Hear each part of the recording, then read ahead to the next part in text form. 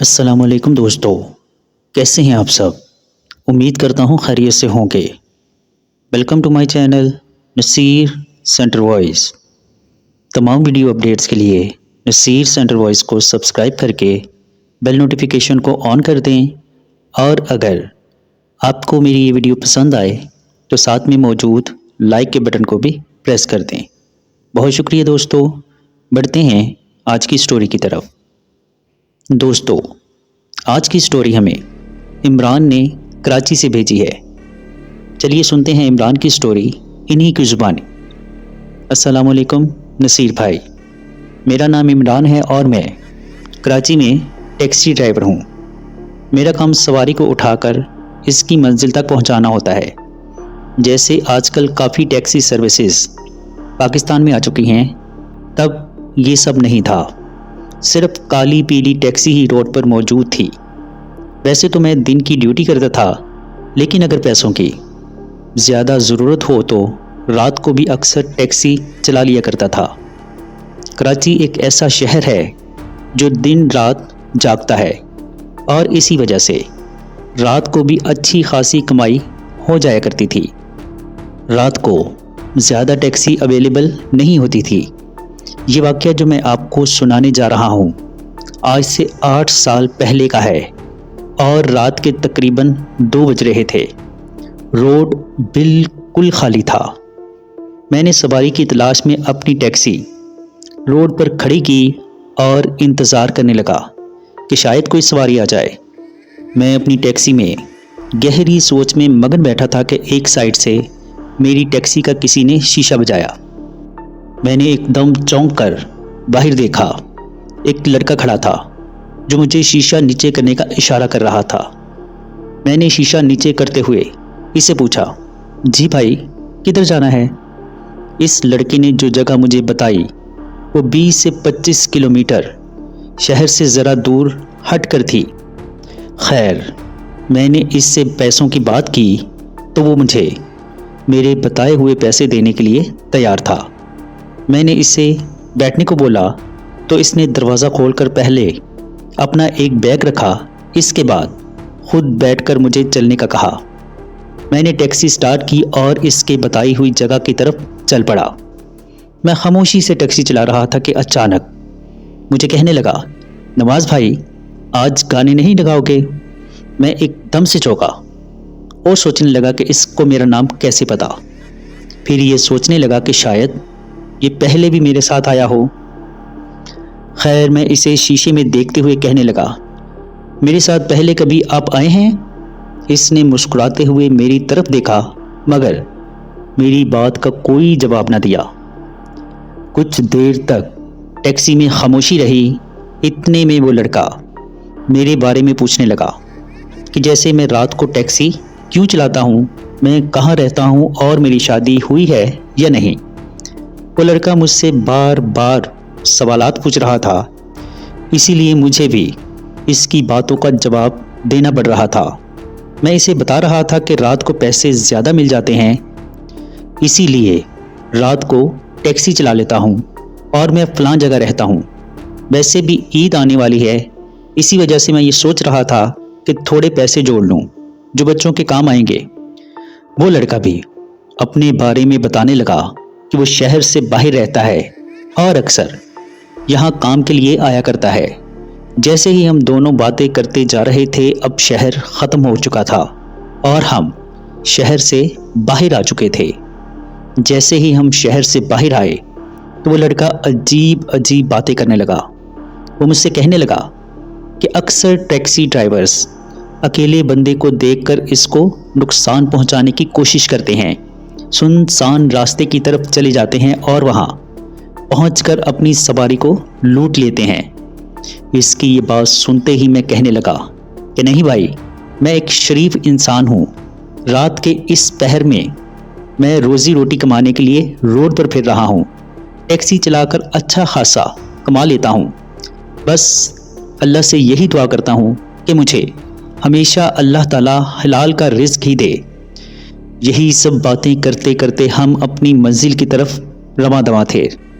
कुछ थोड़ा ही आगे गए होंगे कि मुझे پیچھے سے تیز تیز سانس لینے کی آواز آنے لگی اور ساتھ ہی وہ لڑکا غصے کی حالت میں مجھ پر چلانے لگا۔ میں حیران تھا کہ اس لڑکے کو اچانک کیا ہوا۔ شاید میری کوئی بات بری لگی، لیکن میں نے تو کوئی ایسی بات کی ہی نہیں کہ وہ مجھ پر چلائے۔ پھر مجھے بھی اس پر غصہ آنے لگا۔ تھوڑا آگے جا کر ہم دونوں میں بحث ہونے لگی۔ وہ مسلسل مجھے کہہ رہا تھا کہ تم مجھے سنسان راستے کی طرف لے جا رہے ہو اور وہاں جا کر مجھے لوٹ لو گے۔ اس کی ایسی گھٹیا باتیں سنتے ہی میں نے فوراً بریک لگائی اور ٹیکسی روک کر اس کو نیچے اترنے کا کہا، لیکن اب وہ خاموش ہو کر اس بات کی مجھ سے معذرت کرنے لگا اور دوبارہ چلنے کا کہا۔ خیر میں ابھی تھوڑا ہی آگے آیا تھا کہ اچانک اس لڑکے نے پیچھے سے میرا کالر پکڑا اور اپنی طرف کھینچنے لگا۔ پہلے تو میرے ذہن میں یہی آیا کہ یہ کوئی لٹیرا ہے اور مجھے لوٹنے آیا ہے، لیکن جیسے ہی میں نے شیشے سے اس کی طرف دیکھا تو میرا سانس جہاں تھا وہیں رک گیا۔ خوف سے میری زبان نے میرا ساتھ دینا چھوڑ دیا۔ میں نے دیکھا پیچھے بیٹھا وہ لڑکا اب انسان نہیں تھا، بلکہ کوئی اور ہی مخلوق تھا، جس کی آنکھیں پوری طرح سفید تھیں، چہرہ ایسا جس میں کٹ کے نشان تھے جن سے خون نکل رہا تھا، اور عجیب سفید بال۔ دیکھتے ہی میرے ہاتھ پاؤں کانپنے لگے۔ میں بہت زیادہ ڈر چکا تھا۔ میں نے فوراً بریک لگا کر ٹیکسی کا دروازہ کھول کر دوڑ لگا دی اور جتنا تیز بھاگ سکتا تھا بھاگنا شروع کر دیا۔ اس وقت اس جگہ پر ایک عجیب سی قسم کی دہشت پھیلی ہوئی تھی۔ اس ماحول میں ساتھ ہی اب تیز ہوا چلنے لگی اور ساتھ بہت زیادہ مٹی اڑنے لگی۔ اس مٹی میں روشنی نہ ہونے کے برابر تھی۔ مجھے کچھ بھی دکھائی نہیں دے رہا تھا۔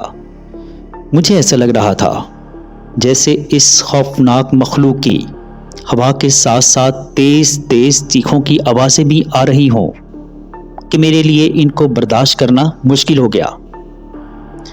مجھے ایسے لگ رہا تھا جیسے اس خوفناک مخلوق کی ہوا کے ساتھ ساتھ تیز تیز چیخوں کی آوازیں بھی آ رہی ہیں کہ میرے لیے ان کو برداشت کرنا مشکل ہو گیا۔ میں اپنے کانوں پر ہاتھ رکھ کر بھاگ رہا تھا کہ ایک دم سے مجھے پیچھے سے کسی نے دھکا دیا اور میں اتنی بری طرح سے گرا کہ میرے ہاتھ اور گھٹنوں سے خون آنے لگا، لیکن میں نے بھاگنا اب بھی نہیں چھوڑا تھا۔ بھاگتے بھاگتے اچانک اور پتہ نہیں کیسے میں ایک مسجد تک پہنچ گیا۔ میں فوراً مسجد کے اندر داخل ہو گیا۔ وہاں پر موجود مولوی صاحب نے جب مجھے دیکھا تو وہ حیران ہو گئے۔ میں بہت زیادہ ڈرا ہوا تھا اور میرے جسم پر جگہ جگہ خون لگا ہوا تھا۔ مولوی صاحب یہی سمجھ رہے تھے کہ میرے پیچھے کوئی لٹیرے پڑے ہوں گے اور انہوں نے ہی میری یہ حالت کی ہے، لیکن میں نے تھوڑی سانسیں بحال ہونے کے بعد ان کو اپنے ساتھ پیش آنے والا سارا واقعہ بتایا، اور وہ اب بھی میری طرف حیرانگی سے دیکھ رہے تھے۔ انہوں نے مجھے پانی پلایا اور بیٹھنے کو بولا۔ میں ان کو یہی کہہ رہا تھا کہ میری گاڑی میں کوئی خوفناک مخلوق ہے، وہ مجھے جان سے مار دے گی۔ مولوی صاحب نے مجھے تسلی دی اور کچھ قرآنی آیات پڑھ کر مجھ پر دم کرنے لگے۔ اب میں بھی آیت الکرسی کا ورد کر رہا تھا۔ جب میری ہولی ہولی سانسیں بحال ہوئی تو انہوں نے مجھے کچھ ایسا بتایا جسے سن کر میرے ہوش اڑ گئے۔ میرے لیے وہ سب یقین کرنا بہت مشکل تھا، لیکن جو میرے ساتھ ہوا تھا اس کے بعد ان کی بات مجھے سچ لگنے لگی۔ مولوی صاحب نے مجھے بتایا کہ یہاں سے تھوڑا آگے کچھ گھر ہیں، ان میں ایک لڑکا رہا کرتا تھا اور اس لڑکے کو ایک ٹیکسی ڈرائیور نے لوٹ کر بے دردی سے اسے قتل کر دیا تھا۔ کہتے ہیں وہ لڑکا آج بھی رات کو ٹیکسی ڈرائیورز کو نظر آتا ہے۔ وہ یہی سمجھتا ہے کہ سارے ٹیکسی ڈرائیور اس کے قتل کے ذمہ دار ہیں، اور یہی وجہ ہے کہ وہ ان کو جان سے مارنے کی کوشش کرتا ہے۔ یہ سب سن کر میرے خوف میں اور زیادہ اضافہ ہو گیا۔ میرا پورا جسم تھر تھر کانپ رہا تھا۔ کچھ دیر گزرنے کے بعد مولوی صاحب سامنے ٹیکسی لینے گئے تو اس کے اندر عجیب سی بدبو آ رہی تھی، اور جس جگہ پر وہ لڑکا بیٹھا تھا وہ سیٹ پر اب بھی خون صاف دکھائی دے رہا تھا۔ خیر، وہ رات میں نے مسجد میں گزاری، کیونکہ میری ہمت نہیں ہو رہی تھی کہ میں مسجد سے باہر نکل کر واپس اپنے گھر جاؤں۔ میں نے اس واقعہ کے بارے میں اپنے دوستوں کو بتایا تو انہوں نے بھی اس بات کا اعتراف کیا کہ کافی دفعہ رات کو ان کو وہ لڑکا نظر آیا جو ان کے ساتھ گاڑی میں بیٹھا، اور ان کے ساتھ بھی وہی معاملہ پیش آیا جو میرے ساتھ آیا تھا۔ اس واقعہ کے بعد میں نے کبھی بھی رات کو ٹیکسی نہیں چلائی۔ میں اس بات کو سوچ کر آج بھی حیران ہو جاتا ہوں کہ اگر اس رات میں مسجد تک نہ پہنچتا تو وہ لڑکا مجھے جان سے مار دیتا۔ آج بھی اگر مجھے سواری چھوڑنے میں رات دیر ہو جائے تو اس کے بعد میں کوئی سواری نہیں بٹھاتا اور سیدھا گھر آ جاتا ہوں۔ میرے ذہن میں آج بھی یہ سوال آتا ہے کہ اگر واقعی کوئی لوٹنے والا ٹیکسی ڈرائیور اسے مل گیا تو کچھ بھی ہو سکتا ہے، وہ سچ میں اس کی جان لے سکتا ہے اور وہ اسے جان سے مار دے گا۔ بہت شکریہ عمران، آپ نے اپنا یہ خوفناک واقعہ ہمارے ساتھ شیئر کیا۔ تو لسنر، بڑھتے ہیں ایک اور سٹوری کی طرف۔ السلام علیکم نصیر بھائی، میں کراچی سے ہوں۔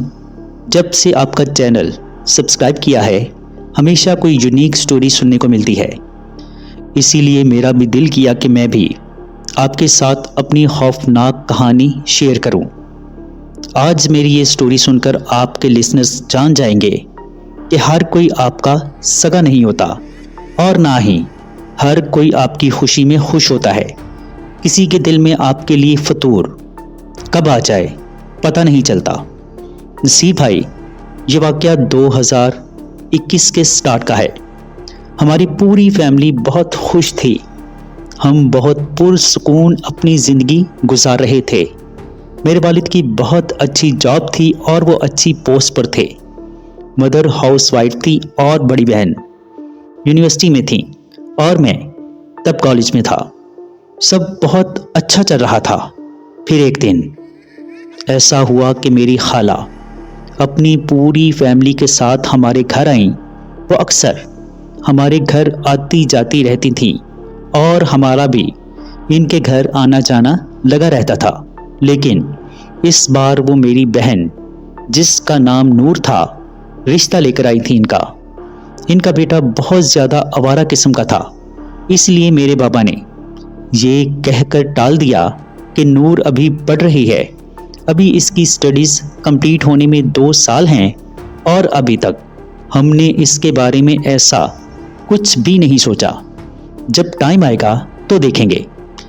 لیکن خالہ نے یہ کہہ کر بات ختم کر دی کہ میں کون سا ابھی شادی کا کہہ رہی ہوں، فی الحال منگنی کر دیتے ہیں اور نور کی سٹڈیز کمپلیٹ ہو جانے کے بعد شادی کر لیں گے۔ آپ لوگ اس بارے میں سوچیں، میں کچھ دنوں بعد دوبارہ چکر لگاؤں گی۔ خیر، اس دن تو وہ چلی گئیں۔ ان کے جانے کے بعد بابا نے امی سے خالہ کو سمجھانے کا بولا اور صاف منع کرنے کو کہا۔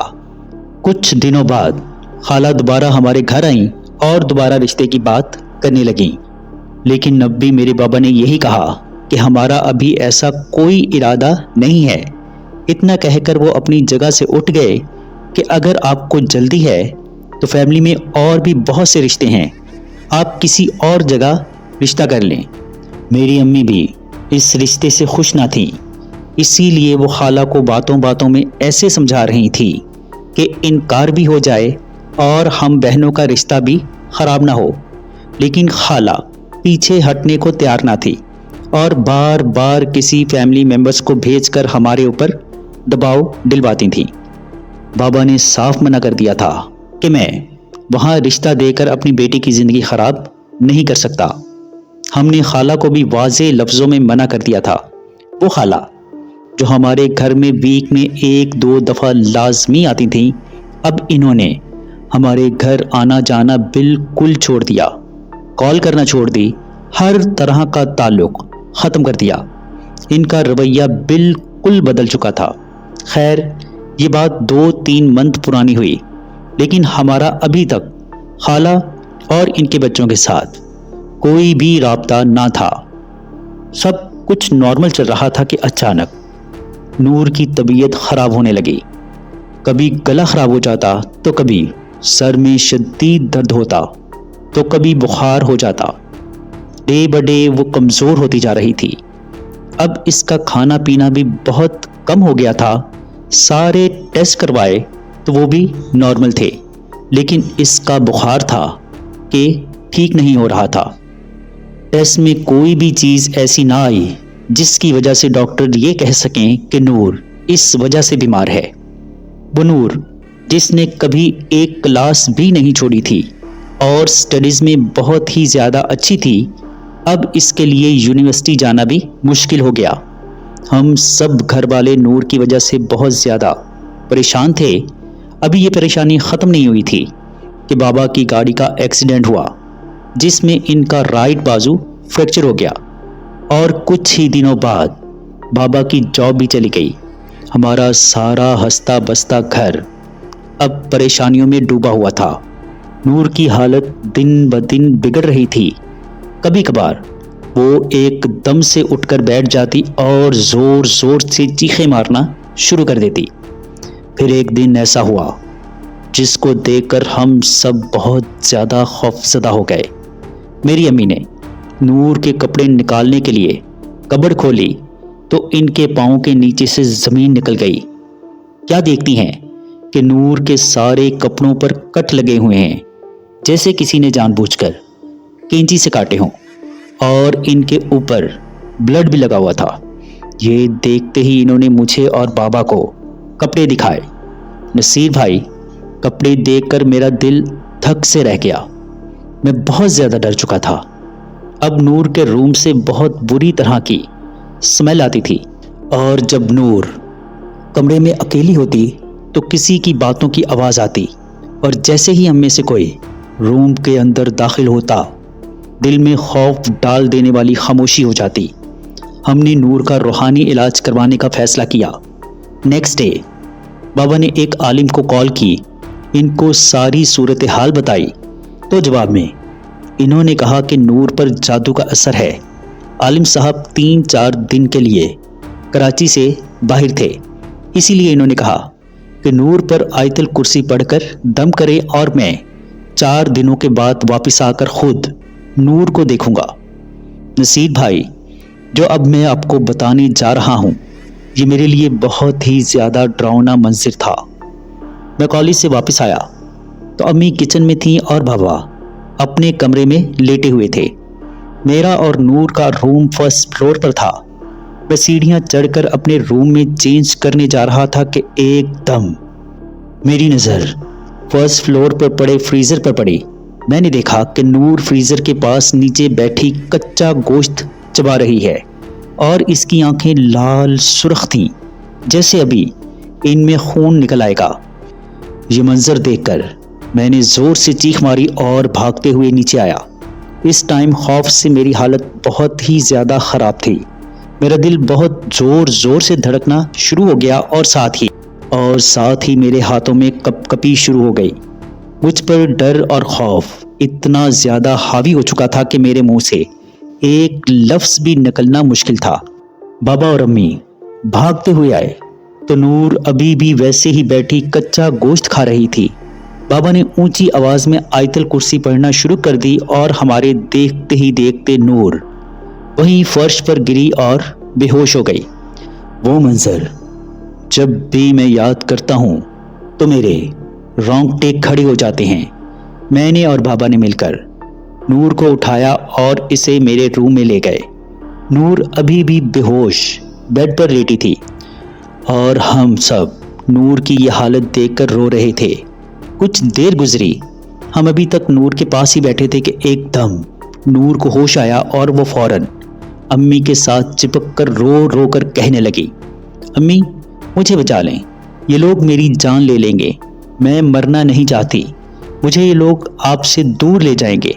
اگلے دن ارشد چاچا جو ہمارے گارڈن کو سنبھالتے ہیں، ان کو زمین کے اندر سے ایک کپڑے کی بنی ہوئی گڑیا ملی جس کے اندر سوئیاں لگی ہوئی تھی، اور اسی دن جب ہم نے نور کے روم سے سب کچھ نکالا تو روم کے ڈیفرنٹ کونوں سے ہمیں تعویذ بھی ملے۔